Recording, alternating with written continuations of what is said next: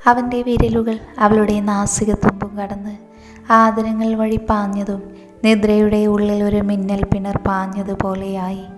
അവളൊന്ന് പൊള്ളിപ്പിടഞ്ഞതും അവളുടെ മുഴുവൻ ഭാരവും രുദ്രനിലായി. മഴയിൽ ഇരുവരും ശ്വസിക്കാൻ നന്നേ ബുദ്ധിമുട്ടിയിരുന്നു. അവൻ്റെ ആ പ്രവൃത്തി അവളിൽ കൂടുതൽ ശ്വാസമുട്ടലുണ്ടാക്കി. താടിത്തുമ്പും കടന്നവൻ്റെ വിരൽ അവളുടെ തൊണ്ടക്കുഴിയിലൊന്നമർത്തി. ആ കഴുത്ത് വഴി കീഴ്പോട്ടിറങ്ങിയതും നിദ്ര പൊള്ളിപ്പിടഞ്ഞെഴുന്നേറ്റ് അവൻ്റെ മുഖമാകെ മാറിലമർത്തി. രുദ്രൻ അപ്പോഴും കുറുമ്പിലായിരുന്നു. അവൻ മെല്ലെ അവളിൽ നിന്ന് മുഖം ഉയർത്തി അവളെ നോക്കുമ്പോൾ ചുവന്നു തുടുത്ത തക്കാളി പോലെ പെണ്ണ് കണ്ണുകൾ ഇറുക്കി അടച്ച് കിടക്കുകയാണ്. രുദ്രൻ അവളുടെ മാറിലെ നിറഞ്ഞു നിഴലിക്കുന്ന സാരി തലപ്പ് കൈ കൊണ്ടുവന്നെടുത്ത് താഴേക്കിട്ടു. മഴ ശക്തി പ്രാപിക്കുകയായിരുന്നു.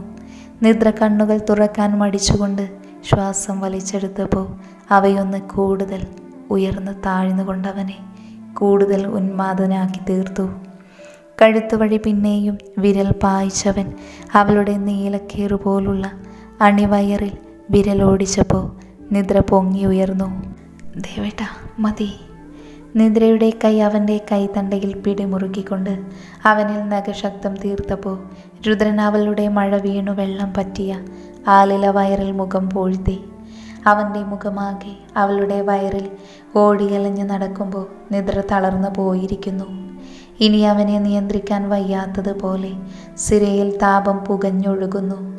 മഴ പെയ്തുകൊണ്ടിരിക്കെ തന്നെ അവൻ അവളെ ഇരുകൈകളും കോരിയെടുത്തുകൊണ്ട് ആ ബീൻ ബാഗിലേക്ക് ചായച്ചു കിടത്തി. അപ്പോഴും കണ്ണു തുറക്കാൻ വയ്യാതെ ഒരു കള്ളച്ചിരിയുമായി അവനെ ഭ്രമിപ്പിക്കുകയാണ് പെണ്ണ്. ഇനിയെങ്കിലും കണ്ണു തുറക്ക് പെണ്ണേ.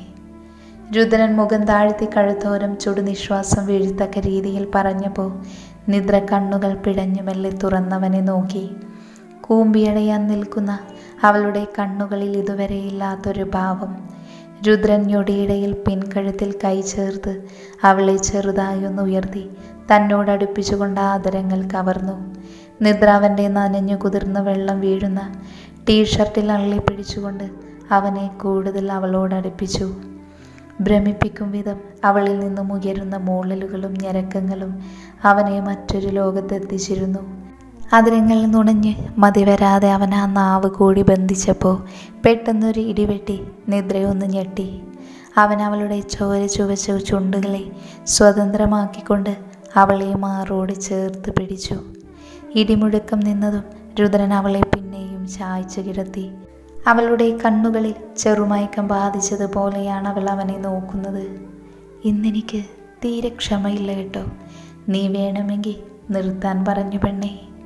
രുദ്രൻ ഞൊടിയിൽ അവൻ്റെ മുഖം ആ കഴുത്തിലേക്ക് പൂഴ്ത്തി ഭ്രാന്തെടുത്തതുപോലെ മന്ത്രിച്ചപ്പോൾ നിദ്ര ഒന്നവനെ കൊതിപ്പിച്ച് ചിരിച്ചുപോയി.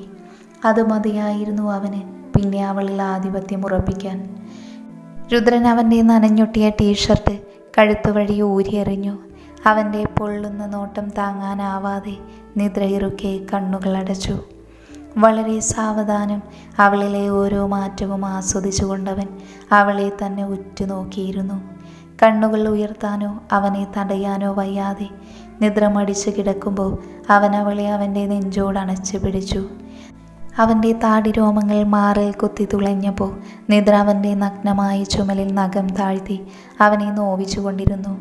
കഴുത്തിൽ അവൻ ദന്തങ്ങൾ ആഴ്ത്തുകയും എന്തെല്ലാമോ ചെയ്ത് അവളെ പൂർണ്ണമായും പ്രണയത്തിൻ്റെ കൊടുമുടിയിൽ കൊണ്ടെത്തിച്ചു നിർത്തി. അവൻ മുഖം ഉയർത്തി പാതി അനാവൃതമായ ശരീരം മുഴുവൻ കണ്ണുകൾ പായിക്കുന്നെന്നറിയുമ്പോൾ മാത്രം നിദ്ര പിടഞ്ഞെഴുന്നേറ്റ് അവൻ്റെ മുഖം പിന്നെയും നെഞ്ചിലമർത്തും. ഒരിക്കലും അവനെ ഒന്നും കാണാൻ അനുവദിക്കുന്നില്ലെന്ന വാശി പോലെ. കുറേ നേരം അത് തന്നെ തുടർന്നപ്പോൾ രുദ്രനൊടുക്കം അവളുടെ കൈകൾ രണ്ടും അവൻ്റെ ഒറ്റ കൈ കൊണ്ട് പിടിച്ചുകെട്ടി. അപ്പോഴവളൊന്ന് ഞെട്ടി കണ്ണു തുറന്ന് അവനെ നാണത്തിൽ കുതിർന്ന ചിരിയോടെ നോക്കി. വിട്ടേ, വേണ്ട കേട്ടോ. നിദ്ര തളർന്നതുപോലെ മൊഴിഞ്ഞപ്പോൾ അവൻ്റെ കുസൃതിയും കൂടി. എനിക്ക് വേണമെങ്കിലോ. രുദ്രൻ്റെ മുഖത്തെ ഞരമ്പുകൾ പോലും വലിഞ്ഞു മുറുകി. കണ്ണുകളിൽ മറ്റൊരു ഭാവം തെളിഞ്ഞു കത്തിയതും നിദ്ര തല്ലിപ്പിടിച്ചുകൊണ്ട് ദുർബലയായി എതിർത്തു. പെട്ടെന്നാണ് അവളുടെ മുറിയിൽ വാതിൽക്കൽ തട്ട് കേട്ടത്. ഇരുവരും ഞെട്ടലോടെ എഴുന്നേറ്റ് പരസ്പരം നോക്കി. മഴയത്ത് നനഞ്ഞിരുവരും പാതി നഗ്നരായിരിക്കെ അവൾക്ക് അങ്ങനെ അവൻ്റെ മുന്നിൽ വല്ലാത്ത നാണം തോന്നി. രുദ്രൻ ഉടനെ തന്നെ അവനായി കളഞ്ഞെടുത്ത അവളുടെ വസ്ത്രങ്ങളെല്ലാം അവൾക്ക് ഇട്ടുകൊടുത്തു. മഴയിൽ എങ്ങനെ പോകും? വേവലാതിയിൽ നിദ്ര ചോദിച്ചപ്പോൾ രുദ്രൻ അവളുടെ മുഖം പിടിച്ചെടുത്ത് അമർത്തിയ ആദരങ്ങൾ പാനം ചെയ്തു. നിദ്ര പിന്നെയും തളർന്നൊടിഞ്ഞ് അവൻ്റെ മാറിൽ പതിച്ചു. അങ്ങനെ ഇപ്പോൾ പാതി വഴിക്കട്ടെ, ഞാൻ പോകില്ല. നീ പോയി ആരാ എന്താന്ന് നോക്കിയിട്ടേ വാ. ഒരിക്കൽ കൂടി ഒരു ഉമ്മ കൊടുത്ത് അവളെ പറഞ്ഞ് രുദ്രൻ അവൾക്കായി കാത്തിരുന്നു. വാതിലിൻ്റെ പുറത്ത് ഗായത്രി ദേവി ശക്തിയായി കൊട്ടിക്കൊണ്ടിരുന്നു. നിദ്ര ബാൽക്കണിയിൽ നിന്ന് മുറിയിലേക്ക് കടന്നതേയുള്ളൂ. ആ തട്ടിൽ കേട്ട് നിദ്രയ്ക്ക് വല്ലാത്ത പന്തികേട് തോന്നി. എങ്കിലും സാരി മാറ്റാതെ വാതിൽ തുറന്നാൽ ശരിയാവില്ലെന്ന് കരുതി നിദ്ര വാർഡ്രോബിൽ നിന്ന് മറ്റൊരു ഡ്രസ്സ് എടുക്കുകയായിരുന്നു. അവളുടെ നെഞ്ച് വല്ലാതെ മിടിച്ചുകൊണ്ടിരുന്നു. നിദ്ര, നീ അവിടെ എന്തെടുക്കുകയാ? വാതിൽ തുറന്നേ. കാർക്കശം നിറഞ്ഞ ഗായത്രി ദേവിയുടെ സ്വരം നിദ്ര ഒന്ന് പകച്ചു. അമ്മേ, ഒരു നിമിഷം. നിദ്ര തല വേഗത്തിൽ തുവർത്തി സാരി അഴിച്ചു മാറ്റാൻ തുടങ്ങുകയായിരുന്നു. അപ്പോഴാണ് ബാൽക്കണി തുറന്ന് രുദ്രൻ കയറി വന്നത്. പിന്തിരിഞ്ഞു നിൽക്കുകയാണ് നിദ്ര. അത് കണ്ടില്ല. രുദ്രൻ വന്നവളെ പിറകിൽ നിന്നും പുണർന്നപ്പോൾ നിദ്ര ഞെട്ടലോടെ അവനെ നോക്കി. അവളുടെ ശരീരം വിറകൊള്ളുന്നത് മഴ നനഞ്ഞതുകൊണ്ടല്ല, പകരം ഭയം കൊണ്ടാണെന്ന് അവനറിയാം. ഭയക്കേണ്ടെന്ന മട്ടിൽ അവനൊന്ന് കണ്ണു ചെമ്മി കാണിച്ചു അവളോട്. അമ്മ കാണില്ലേ? നിദ്രയുടെ വിറയാർന്ന ചുണ്ടുകൾ ഗായത്രി ദേവി കൊട്ടി ശബ്ദമുണ്ടാക്കുന്ന വാതിൽക്കലേക്ക് നീളുമ്പോൾ രുദ്രൻ അവളെയൊന്ന് അടക്കി പിടിച്ചു നിർത്തിക്കൊണ്ട് ആ നെറ്റിയിൽ മുകർന്നു. ശേഷം അവൾ ഉതിർത്ത് മാറ്റിയിട്ട് സാരി തലപ്പ് അവളുടെ ദേഹത്തേക്ക് ചേർത്ത് പിടിച്ചിട്ടു കൊടുത്തു. അവൻ്റെ ഉദ്ദേശം മനസ്സിലാകാതെ നിൽക്കുകയായിരുന്നു നിദ്ര. രുദ്രൻ നേരെ പോയത് വാതിൽ തുറക്കാനാണ്. അവനറിയാം അമ്മ തങ്ങളുടെ കള്ളത്തരം കണ്ടുപിടിച്ചു കഴിഞ്ഞെന്ന്. ഇതിപ്പോൾ താൻ വന്നിട്ട് രണ്ടാമത്തെ തവണയാണ് അമ്മ അവളെ അന്വേഷിച്ച് മുറിയിലേക്ക് വരുന്നത്. ഏതോ ക്യാമറയിൽ താൻ പെട്ടുകഴിഞ്ഞിരിക്കുന്നു. ഇനിയും അമ്മയ്ക്ക് മുന്നിൽ അഭിനയിക്കുന്നത് കൊണ്ട് കാര്യമില്ല. അവൻ വാതിൽ തുറന്നപ്പോൾ ഗായത്രി ദേവി പോലും ഒന്ന് ഞെട്ടി. നിദ്ര തന്നെയാകും തുറക്കുക എന്നാണ് കരുതിയതവർ. രുദ്രൻ അമ്മയ്ക്കകത്തേക്ക് കടക്കാൻ വഴിയൊരുക്കി മാറി നിന്നപ്പോഴാണ് ഗായത്രി നിദ്രയെ കാണുന്നത്. നനഞ്ഞു വിറച്ചൊരു കോഴിക്കുഞ്ഞിനെ പോലെ നിൽക്കുന്നവളെ കണ്ടപ്പോൾ അവർക്ക് മനസ്സലിവുണ്ടായി. എങ്കിലും അവർ മുഖം കടുപ്പിച്ച് അവളെ നോക്കിയപ്പോൾ നിദ്രയുടെ മുഖം കുനിഞ്ഞുപോയി. ഗായത്രി നേരെ അവളുടെ നേരെ നടന്നു.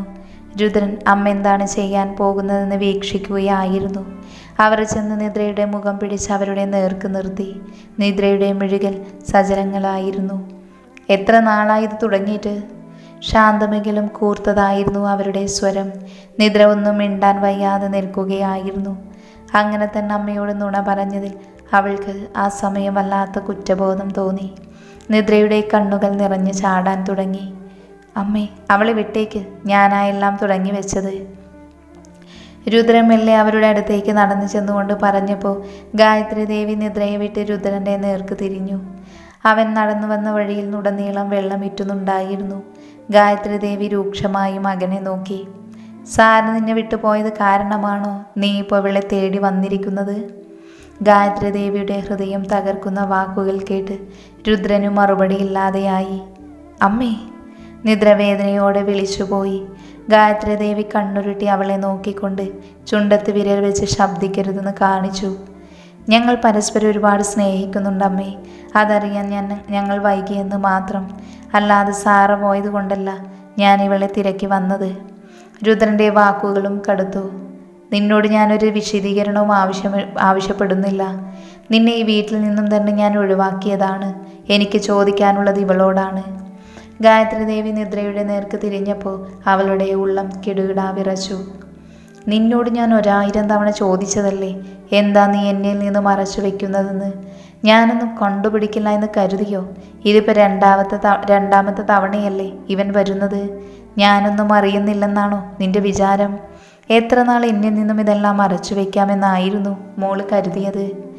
ഗായത്രി ദേവിയുടെ ചോദ്യങ്ങൾക്കൊന്നും നിദ്രയ്ക്ക് മറുപടിയില്ലായിരുന്നു. നിദ്ര മുഖം പൊത്തി കരഞ്ഞു. അത് കാണുകെ രുദ്രൻ്റെ മനസ്സൊന്ന് നൊന്തു. അമ്മ എന്തിനാ അവളോട് തട്ടിക്കയറുന്നത്? അവൾ എന്നിൽ നിന്നും ഒഴിഞ്ഞു നടന്നതാണ്. ഞാനാണ് പിന്നെയും അവളെ. നിദ്രയെ രുദ്രൻ ചേർത്ത് പിടിച്ചു. ഗായത്രി ദേവി അതെല്ലാം കണ്ട് അവർക്ക് മുന്നിൽ കൈകെട്ടി നിന്നു. അപ്പോൾ ഇനി എന്താണാവോ രണ്ടുപേരുടെയും പ്ലാന്? അല്ല, ഈ കോൺട്രാക്റ്റ് വിവാഹം കഴിയാൻ ഇനിയും 3-4 മാസം കൂടി ഉണ്ടല്ലോ. അതും കഴിഞ്ഞ് ഇവൻ നിന്നെ ഇട്ടിട്ട് പോയാലോ? അതും പറഞ്ഞിരുന്നു മൂങ്ങുമോ നിദ്ര നീ? ഗായത്രി ദേവിയുടെ ചോദ്യം കേട്ട് നിദ്ര ഞെട്ടി മുഖം ഉയർത്തി അവരെ നോക്കി. ഇതെല്ലാം എങ്ങനെയാണ് അവരെ പറഞ്ഞു മനസ്സിലാക്കേണ്ടതെന്ന് അവൾക്കൊരു രൂപവുമില്ലായിരുന്നു. രുദ്രൻ്റെ മുഖം കനത്തു. അമ്മയുടെ മനസ്സിൽ ഞാൻ അത്രയ്ക്ക് മോശപ്പെട്ടവനായി മാറിക്കഴിഞ്ഞു അല്ലേ? ഒരു വട്ടമെങ്കിലും എന്നെ കേൾക്കാനൊന്ന് മനസ്സ് കാണിക്കാമോ? ഇത്രയും നാൾ അച്ഛനായിരുന്നു എതിർത്തിരുന്നത്. എങ്കിലിപ്പോൾ അമ്മയും എൻ്റെ കൂടെ ഇല്ലാതെയായി. ഞാനൊരു അനാഥനെ പോലെ ജീവിക്കണോ? നെഞ്ചുപൊട്ടി അലറിയാണ് രുദ്രൻ അത് ചോദിച്ചത്. അത് കാണി അവൻ്റെ നെഞ്ചിൽ തന്നെ ചേർന്ന് കിടന്നുകൊണ്ട് നിദ്രയും കരഞ്ഞുപോയി. ഇതിനെല്ലാം കാരണക്കാരി താൻ മാത്രമാണല്ലോ എന്നതായിരുന്നു അവളുടെ മനസ്സിൽ. എനിക്കൊന്നും കേൾക്കണ്ട, ദേവേട്ടൻ ഇവിടെയില്ല. അദ്ദേഹം വരും മുൻപ് നീ ഇവിടെ നിന്ന് പോകുന്നുണ്ടോ? അല്ലെങ്കിൽ ഇവൾക്ക് എൻ്റെ മുന്നിൽ മാത്രമല്ല അദ്ദേഹത്തിൻ്റെ മുന്നിൽ കൂടി ഇങ്ങനെ തല കുനിച്ച് നിൽക്കേണ്ടി വരും. അതിനിടെ വരുത്തണ്ട എന്നുണ്ടെങ്കിൽ രുദ്ര നീ പോകാൻ നോക്ക്. നിറഞ്ഞു വന്ന കണ്ണുകൾ ഗായത്രി ദേവി അവരിൽ നിന്ന് മറച്ചു പിടിക്കാൻ തിരിഞ്ഞു നിന്നു. നിദ്ര അപ്പോഴും കരഞ്ഞുകൊണ്ടിരിക്കുകയായിരുന്നു. ഗായത്രി ദേവിയുടെ മനസ്സിലപ്പോൾ ഒരേ ഒരു ലക്ഷ്യം മാത്രമേ ഉണ്ടായിരുന്നുള്ളൂ. ആരുടെ മുന്നിലും തല ഉയർത്തി നിൽക്കാൻ പാകത്തിന് നിദ്രയെ പഠിപ്പിച്ചൊരു നിലയിലെത്തിക്കണം. അത് കഴിഞ്ഞ് അവൾക്ക് ഇഷ്ടമുള്ള ആളുടെ ഒപ്പം പൊയ്ക്കോട്ടെ എന്നായിരുന്നു അവരുടെ മനസ്സിൽ. പക്ഷേ അതിനു മുൻപേ മഹാദേവനും ഒരു രുദ്രനുമായുള്ള ശത്രുത തീർക്കാൻ ശ്രമിക്കണം. അവർ ഇരുവരും ഒരുമിക്കുന്നുണ്ടെങ്കിൽ അത് എല്ലാവരുടെയും അനുഗ്രഹാശീർവാദങ്ങളോടെ ആയിരിക്കണം എന്നത് ഗായത്രി ദേവിക്ക് നിർബന്ധമായിരുന്നു. പക്ഷേ അമ്മയുടെ കടുംപിടുത്തം കണ്ട് രുദ്രനും വാശിയേറി. ഇനിയും എന്തിനാണ് ഇവർ ഇത്രയും നിർബന്ധം പിടിക്കുന്നത് എന്നായിരുന്നു അവൻ്റെ മനസ്സിൽ. ഇത്രയും നാൾ അവർ ചെയ്തിരുന്നതൊന്നും തെറ്റായിരുന്നില്ല.